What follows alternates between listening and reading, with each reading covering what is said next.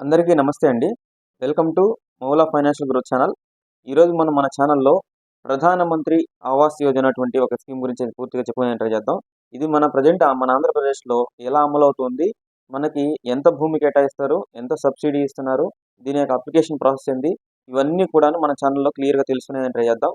దానికన్నా ముందు కూడాను అందరూ కూడాను మన ఛానల్‌ని ఫస్ట్ టైమ్ ఎవరైనా చూస్తున్నట్లయితే అట్లాంటి వాళ్ళందరూ కూడాను మన ఛానల్‌ని సబ్స్క్రైబ్ చేసుకొని సపోర్ట్ చేయడానికి ట్రై చేయండి. ఓకేనా? ఈ వీడియోని ఎక్కడ కూడాను స్కిప్ చేయకుండా పూర్తిగా చూసానికైతే ట్రై చేయండి. ఈ స్కీమ్ యొక్క ముఖ్య ఉద్దేశం ఒకసారి చూద్దాం. ఈ స్కీమ్ యొక్క ఉద్దేశం చూసుకున్నట్టయితే ఎవరైతే ఇల్లు లేనటువంటి పేద ప్రజలు ఉన్నారో అట్లాంటి వాళ్ళందరికీ కూడాను సొంత ఇంటిని కల్పించడమే దీని యొక్క ప్రధాన లక్ష్యంగా మనం చెప్పొచ్చు.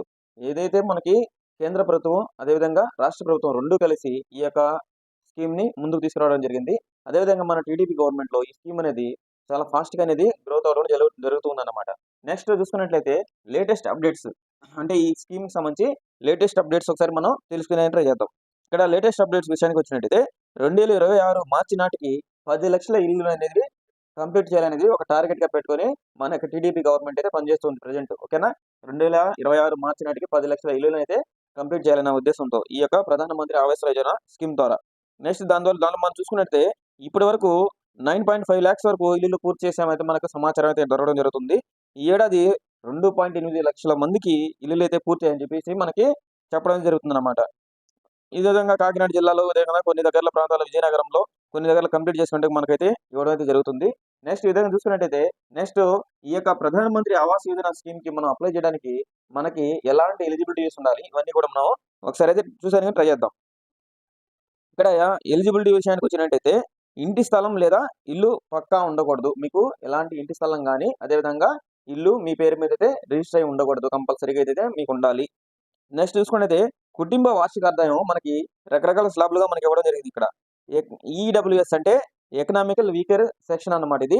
దీంట్లో వచ్చేసి 3,00,000 లోపు అనేది ఇన్‌కమ్ సోర్స్ అయితే ఉండాలి. నెక్స్ట్ ఎల్ఐజీ అన్నారు. లో ఇన్‌కమ్ గ్రూప్. దీంట్లో వచ్చేసి మనకు 6,00,000 మధ్య ఇన్‌కమ్ అయితే మనకుండాలి. నెక్స్ట్ ఎంఐజీ 1 అంటే మిడిల్ ఇన్‌కమ్ గ్రూప్ అన్నమాట ఇది. 6,00,000 నుంచి 12,00,000 దాకా ఇచ్చారు. అదేవిధంగా ఎంఐజీ 2 విషయానికి వచ్చినట్టయితే 12 నుంచి 18 లక్షల మధ్యలో మనకి ఇన్‌కమ్ యొక్క పీరియడ్ అనేది మనకు ఇవ్వడం అయితే జరిగింది. ఈ యొక్క భూమిని ఎలా కేటాయిస్తారు? ఈ యొక్క భూమిని కేటాయింపు విషయానికి వచ్చినట్టయితే మనకి ఎలా కేటాయిస్తారనేది ఒకసారి మనం తెలుసుకునేందుకు ట్రై చేద్దాం. ఇక్కడ చూసుకున్నట్టయితే గ్రామీణ ప్రాంతంలో అయితే మనకు ఈ యొక్క భూమి అనేది 3 సెంట్లుగా ఇవ్వడం జరుగుతుంది. ఓకేనా? గ్రామీణ ప్రాంతంలో అయితే మనకు 3 సెంట్లుగా ఇవ్వడం జరుగుతుంది. 3 సెంట్లు అంటే దగ్గర దగ్గర 18 అంకణాల వరకు మీకు ల్యాండ్ అనేది ఇవ్వడం జరుగుతుంది. అదేవిధంగా పట్టణ ప్రాంతాల్లో అయితే 2 సెంట్ల వరకు మనకు భూమి అనేది ఇవ్వడం జరుగుతుంది. ఇక్కడ మనకు స్క్వేర్ ఫీట్‌లో కూడా మనకి ఇవ్వడం జరిగింది. ఈ భూమి మొత్తాన్ని కూడా మీకు మీ పేరు మీద పూర్తిగా ఉచితంగా రిజిస్ట్రేషన్ అనేది చేయడం జరుగుతుంది. ఓకేనా? ఆర్థిక సాయం ఇక్కడ చూసుకున్నట్టయితే ఫైనాన్షియల్ సపోర్ట్ ఎలా ఉంటుంది? అంటే ఈ స్కీమ్‌కి సంబంధించి ఫైనాన్షియల్ సపోర్ట్ అనేది మన గవర్నమెంట్ నుంచి ఎలా వర్తిస్తుందనేది ఒకసారి చూద్దాం. ఫైనాన్షియల్ సపోర్ట్ పరంగా చూసుకున్నట్టయితే ఇంటి యొక్క నిర్మాణానికి గాను 1.5 లక్షల నుంచి 2.5 లక్షల వరకు మనకి సబ్సిడీ అనేది ఇవ్వడం జరుగుతుంది. అది గవర్నమెంట్ ద్వారా మనకు డైరెక్ట్ బ్యాంక్ ద్వారా మనకి ఇవ్వడం జరుగుతుంది. అదనంగా బ్యాంక్ లోన్ కావాలంటే బ్యాంక్‌పై మనకు వడ్డీ రుణాలు కూడా మనకు ఇవ్వడం జరుగుతుంది. అంటే చాలా తక్కువ వడ్డీతో మనకు ఎక్స్‌ట్రా అమౌంట్ కూడా మనకు ఇప్పించడం అయితే జరుగుతుందన్నమాట బ్యాంక్ ద్వారా. అదే విధంగా చూసుకున్నట్టయితే ఎస్సీ, ఎస్టీ, బీసీ వర్గాలకైతే ప్రత్యేకంగా అదనంగా మనకు 50,000 నుంచి ₹1,00,000 వరకు మళ్ళీ అడిషనల్‌గా కూడా మనకు బెనిఫిట్ అనేది ఇవ్వడం జరుగుతుందన్నమాట.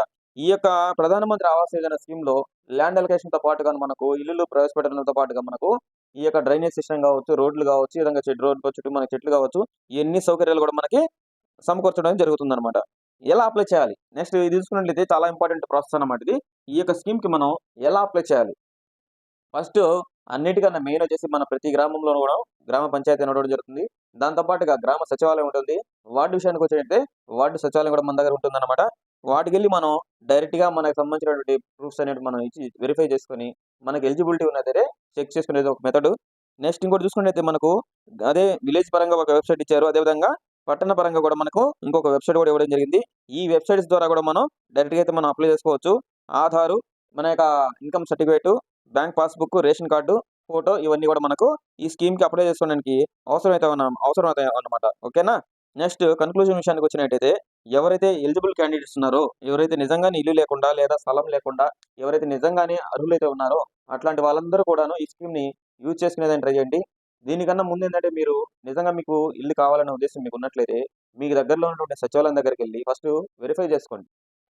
మీ యొక్క డీటెయిల్స్ అన్నీ కూడా వాళ్ళకి సబ్మిట్ చేసి, మీకు సంబంధించినటువంటి ఒక లెటర్ ఫార్మాట్ వాళ్ళకి ఇచ్చినట్టయితే, మీకు ఈ యొక్క స్కీమ్‌కి అర్హులుగా వాళ్ళు మీ యొక్క డీటెయిల్స్ అన్నీ కూడా రిజిస్టర్ చేయడం జరుగుతుంది. రిజిస్టర్ చేసిన తర్వాత మీకు మీ యొక్క వాళ్ళకి లిస్ట్‌లో మీ పేరు వచ్చినట్టయితే మీకు ఈ యొక్క స్కీమ్ అనేది వచ్చేదానికి అవకాశాలున్నాయి. అందుకోసం ఎవరైనా సరే అర్హులైన క్యాండిడేట్స్ ఎవరైనా ఉన్నా సరే, అట్లాంటి వాళ్ళందరూ కూడాను ఈ యొక్క స్కీమ్‌ని యుటిలైజ్ చేసుకోండి. ఎందుకంటే గ్రామీణ ప్రాంతాల్లో మనకు 18 అంకణాల వరకు స్థలం ఇవ్వడం జరుగుతుంది. అదేవిధంగా పట్టణాల్లో అయితే మనకు 12 అంకణాల వరకు మనకు ఒక స్థలం అనేది ఇవ్వడం జరుగుతుంది కాబట్టి, మీకు ఇదొక మంచి ఆపర్చునిటీగా భావించి ఎవరు కూడా మిస్ చేసుకోకుండా అర్హులైన వాళ్ళందరూ కూడాను దీన్ని యుటిలైజ్ చేసుకునేదానికి ట్రై చేయండి. అదేవిధంగా మరిన్ని గవర్నమెంట్ స్కీమ్స్ కోసం మన యొక్క ఛానల్‌నైతే సబ్స్క్రైబ్ చేసుకోండి కంపల్సరీగా.